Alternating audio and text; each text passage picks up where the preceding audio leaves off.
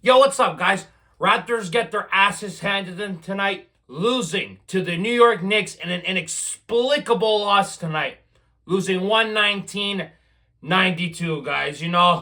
A really frustrating game tonight for the Toronto Raptors, guys. After coming off a fantastic Western road trip, going 4-1, beating the defending NBA champion Oklahoma City Thunder at home, coming off great wins on that trip. The Raptors come back to Toronto and lay an absolute dud in the second half. Now, in the first half, Raptors were incredible defensively. We also got Colin Murray-Bowles returning after being off a week, obviously dealing with that thumb injury of his. He gets inserted back into the starting lineup, playing at center, of course, defending Karl-Anthony Towns, and the Raptors were doing an incredible job defensively in that first half. You had Scotty on Brunson. Raptors were trapping. They were making the Knicks' life very difficult in that first half. Knicks were forcing up shots, even though they were getting second chance opportunities. The Knicks, they weren't burying them. The Raptors were just really playing well defensively in the first half. Now, obviously, the biggest problem was offensively. The Raptors were not shooting the ball well. A lot of open shots they were missing, settling a lot of the times, not driving the lane, making it easy for the New York Knicks to have a way to come back into this game. They were gifting the Knicks an opportunity to come back into this ball game. Just too many times the Raptors turned the ball over. Too many times they missed too many open shots. Too many times they settled, like I just mentioned.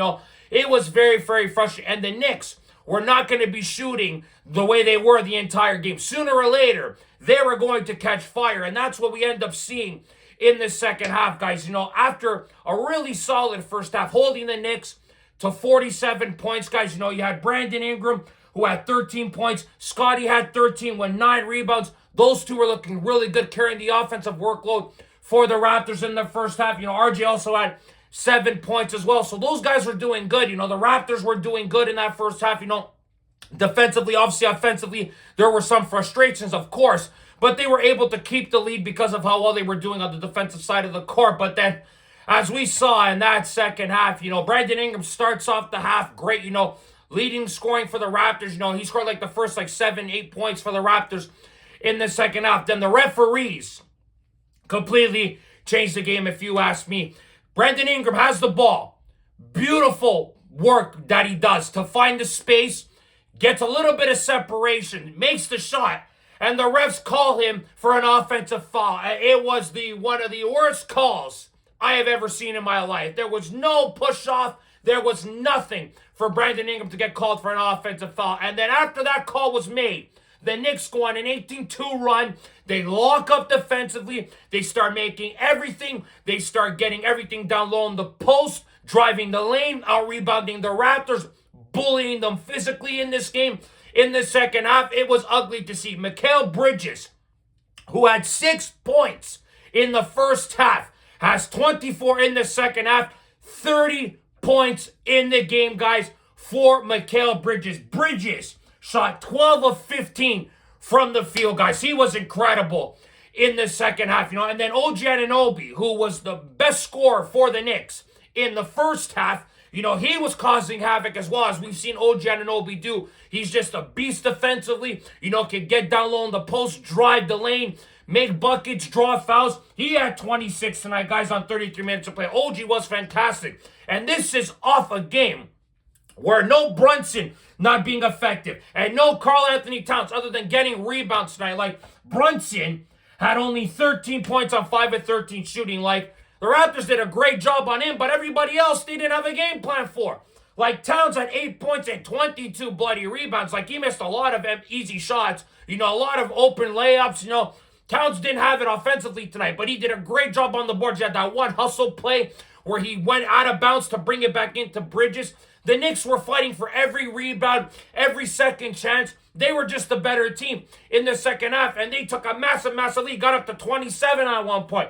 It was a joke. The Raptors were forcing everything in the second half, forcing up shots, forcing passes, settling, trying to play hero ball. It was sickening, if you ask me, guys. It honestly was. Like, the Knicks were doing everything right in that second half. They were imposing their size. They were imposing their physicality on the Raptors. They were making their shots. They were moving the ball, swinging it around the floor. They were doing a great job, the Knicks. They ended up shooting 50% from the field in this game. They did a hell of a job moving the basketball around. You had Brunson, like I mentioned, only 13 points. Anunoby had 26, like I said. Josh Hart as well, who's been torching the Raptors, who had 22 tonight as well. He's had some great games, shooting 7-11 from the field. And then the fact of it all is, you've lost 11 straight to the New York Knicks. You'd think the Raptors, knowing that they've lost 10 straight to the Knicks, coming into this game tonight, that they would have a better four-quarter effort. Well, they only played one half, though. That's the bloody problem. When you play teams with size and physicality like the Raptors have, they've had trouble. They always get their ass handed to them. Imagine playing the Sixers with a healthy Joel Embiid. That's just an example. That team there will impose their will on the Raptors. We saw them smack the Raptors around that time. When the Raptors play against big, physical, imposing teams, they cower down, and they don't have the guys right now to play against these big men. Like Colin Murray-Boyles, he's a rookie, and he's playing at center. He's going to get bodied sometimes against these bigger guys. Mom was a stretch four. He's not going to be able to play against these type of size guys at times. So it's very frustrating right now that Jakob Poeltl's hurt. The deadline's in a week. Bobby Webster should make a move for a center, at least one. If he wants to go make a home run hit, try to get Giannis. Obviously, that's easier said than done. But you got to do something that helps this basketball team get tougher and more physical, because we saw it tonight, what the Knicks did tonight to the Raptors down low in the paint. It was a mess. Like, the Knicks, guys, 60 points in the paint tonight compared to the Raptors 38. They were just bullying the Raptors. And then the Raptors, of course, not taking care of the basketball. 20 bloody turnovers, 8 of them in the third freaking quarter. Like, come on, man. Just lackadaisical with the basketball, guys. Knicks scoring 20 points off turnovers, even though we scored 21 points. The Knicks were just the better team in the paint. They out-rebounded us, guys. Had more offensive rebounds than us. Buried their chances. Had more steals than us. They just clamped down defensively on us. And the Knicks are a top 10 team in the NBA when it comes to shooting the three, guys. So you knew that the Raptors were going to have to either clamp down defensively like they did in the first half, or the game was going to get ugly. And that's exactly what happened. The game got freaking ugly in the second half. You got outscored like 72-42 in the second half. The Knicks destroyed you in the third quarter, 35-19. Went on like a 26-4 run the last 7 minutes of the third quarter. It's an inexplicable loss tonight by the Raptors, guys. You're competing for third in the East right now. You're tied for third in the East against the Knicks. They had no Robertson and McBride as well tonight. You needed to get a better performance tonight from the Raptors, guys. Like, I get it. You don't have Jakob Poeltl still. I understand that. You're missing your big man there. It's understandable, guys. But regardless of that, you got to find a way to play better against these type of teams, because if you are not scoring offensively, you're in big bloody trouble. It's easy. It's easier to be said, like to score, only shooting 38% from the field the entire bloody game. It's not good enough. It honestly isn't. Like, you got like guys like Jacoby Walter missing shots. Grady Dick missing open shots, even though Grady's had 10 points in 5 straight games. It still isn't good enough. There's too many times where Jamal Shed has missed too many wide open shots. He turned the ball over tonight carelessly. That's something that we don't see too often from Jamal Shed. Tonight's game, there was just a lot of settling, a lot of just hero ball tonight by the Raptors. A lot of times they were just careless with the basketball. The Knicks locked down defensively in the second half. They started making their buckets, guys. It was an absolute shit show in the second half by the Raptors. Very frustrating loss by the team tonight, guys. You didn't get much from Scotty in the second half, guys. He only had 17 points, only scoring 4 in the second half. We need to see more from Scotty there, having a double-double tonight and 5 assists. Brandon Ingram led the way in scoring with 27 points on 10 of 16 shooting. Like I said, that bullshit call really flipped the game on its head a little bit. The Knicks went on that massive 18-2 run. Like I said, really screwed the Raptors, guys. Then Colin Murray-Boyles only had 4. Quickly only had 7. Didn't do much tonight. RJ had 14, only playing 24 minutes. Obviously, he's on a minutes restriction, guys. Then you got guys like Shed, Walter. Shed had 3, Walter had 0, Dick had nothing. And that's it. Mobile didn't play much. Battle didn't play. Temple didn't play much. And Ochai didn't play that much. So you didn't get much production from your bench. You didn't make your shots.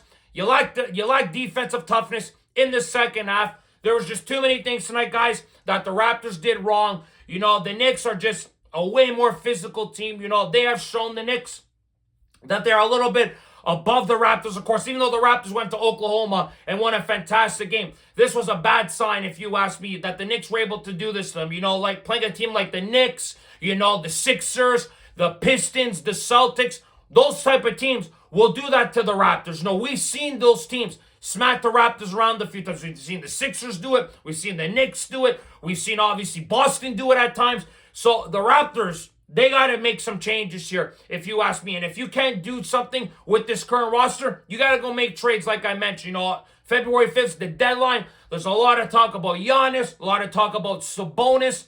Listen, like I just said, if you have an opportunity to go get a player like Giannis Antetokounmpo, you go and do it, even if you have to sacrifice a player like Colin Murray-Bowles. If you have to sacrifice him to get a player like Giannis on a Raptors team like this, on a Raptors uniform, you have to make the trade. You have to do it. I saw something like RJ Jakob, Murray-Bowles, and like 4 first-round picks.